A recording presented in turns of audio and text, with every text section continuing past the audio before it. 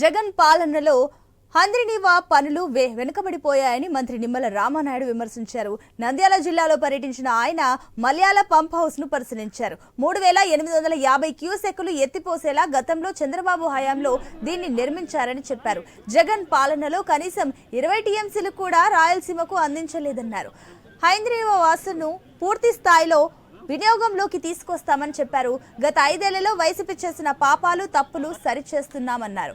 Annamayya project కొట్టుకుపోతే బాధితులను జగన్ పరామర్శించలేదని మండిపడ్డారు. కృష్ణానదికి వరదలొస్తే చంద్రబాబు బస్సులో ఉంటూ పరిస్థితులను చక్కదిద్దారన్నారు.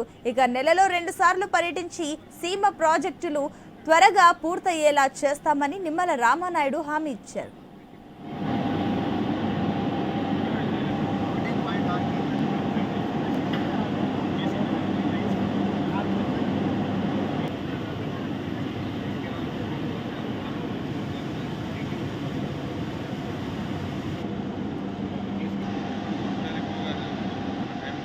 అన్నమయ్య లాంటి ప్రాజెక్టు కొట్టుకుపోతే మరి దగ్గర 8 ఊర్లు తుడిచిపెట్టకపోతే దగ్గర 52 మంది మరి ఆ రోజు మరి చనిపోతే కనీసం ఆ రోజు ఉన్నటువంటి రాష్ట్ర ముఖ్యమంత్రిగా కనీసం అడుగు పెట్టి ఆ రోజు వాళ్ళని పరామర్శించడానికి దగ్గరికి రానటువంటి పరిస్థితి ఆ రోజు మనం చూసాం.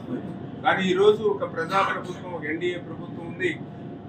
గత ప్రభుత్వం చేసినటువంటి తప్పులతోటి ఈవేళ ఏదైనా అటువంటి ఫ్లడ్స్ కానీ ఏదైనా అటువంటి ప్రమాదం ఏర్పడితే ఈరోజు ముఖ్యమంత్రి కూడా ఎట్లా పనిచేస్తున్నారు. మొన్న ఏదైతే విజయవాడ మరి కృష్ణానదికి వరదలు పొంగి పొర్లితే మరి 10 రోజులు బస్సుల్లో పడుకుని మరి 10 రోజుల్లో మళ్ళీ అక్కడ ఉన్నటువంటి పరిస్థితులన్నింటి కూడా ఏ రకంగా ముఖ్యమంత్రి చక్కదిద్దారో మనందరం కూడా చూస్తూ ఉన్నాం. అంటే ఒక ప్రజా ప్రభుత్వానికి